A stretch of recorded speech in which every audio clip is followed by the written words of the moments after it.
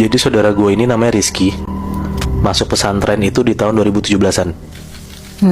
Nah, pesantrennya ini di daerah Jawa Barat. Jadi Rizky ini pernah ngalamin kejadian mistis di pesantrennya dia 2 hari berturut-turut. Sampai pada akhirnya dia cuma setahun di pesantren ini, dan akhirnya dia keluar karena dia nggak kuat karena ketemu sama hal mistis mulu. Di hari pertama dia ngalamin itu, posisinya dia dan teman-temannya itu lagi nongkrong kayak di belakang sekolah gitu, Nat. Tapi masih di dalam kawasan pesantrennya ya. Kalau misalnya udah beres berkegiatan, kan pasti anak-anak pesantren harus masuk ke asramanya tuh, ke kamarnya kan, harus disuruh tidur kan. Iya. Nah tapi ini Rizky sama 3 temennya jam 9 malam bukannya tidur tapi malah keluar kamar. Mereka berempat ini keluar kamar buat ngerokok di belakang pesantren itu. Nah mereka nyarilah tempat kosong buat sebat dan yang gak dilewatin sama orang sama sekali. Ya, ngumpet-ngumpet gitu ya. Iya benar. Mereka duduk di bawah pohon yang udah kayak gak kurus gitu, karena posisinya di belakang pesantren itu kayak cuma tanah kosong doang. Ada beberapa pohon, dan di pojokannya itu kayak ada lorong kecil yang mengarah ke belakang kelas, tapi kosong aja gitu, cuma lorong doang.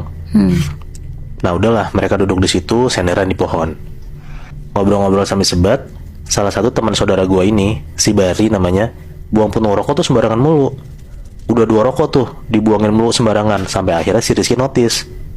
Ngomong lah si Rizky kayak, "Bar, lu buang rokok sembarangan mulu, Bar. Ntar diomelin sama satpam sama guru kalau misalnya ngeliat gimana?" Gitu. Nah soalnya udah tau lah kalau misalnya pesantren nggak boleh ngerokok dong. Kalau misalnya ketahuan, ya pasti bakal diusut terus tuh siapa yang ngerokok di sana, sampai pada akhirnya ketemu lah kan siapa siswanya. Nah si Rizky ini takut kejadian kayak gitu, tapi Bari ya udah aja, dia cuma nginjak-injak rokoknya sambil ngomong kayak, "Nggak ada yang nggak juga anjir, tempat kosong kayak gini. Nih gue injek nih, udah nggak bakal kelihatan lagi ngerokok gue," gitu. Karena biasanya mereka tuh buang puntung rokok tuh di lorong kecil sebelah pesantren itu loh yang tadi gue bilang. Bukan di sembarangan tempat yang kayak si Bari buang ini sekarang. Nah nggak gitu lama, beres merokok, mereka berempat baiklah jalan ke arah kamar di jam 10-an malam ini. Pas mereka bangun dan jalan balik ke arah kamar, mereka ngerasa kayak ada yang lemparin mereka sesuatu gitu.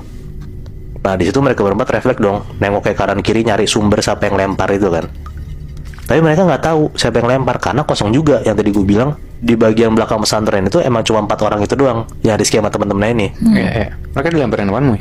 Nah itu mereka nggak tahu, karena pas dia nengok-nengok, lihat ke tanah juga nggak ada apa-apaan. Oh, tapi ngerasanya kayak ada sesuatu yang kelempar gitu. Iya benar. Oke. Terus.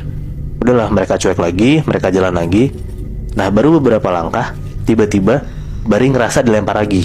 Yang tadinya gue bilang berempat yang ngerasa dilempar, sekarang Bari doang.